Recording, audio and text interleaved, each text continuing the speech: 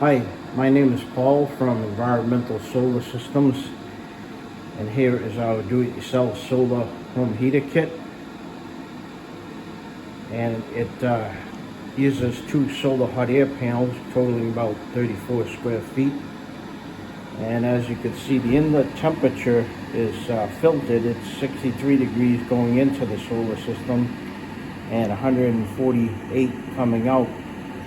And this uses a 220 CFM fan, but by the time the air travels through the ductwork and the solar panels, is about 120 CFM coming out at 148 degrees. And it's 41 degrees Fahrenheit height outside, and there's about 2 feet of snow on the ground. It's February 26th.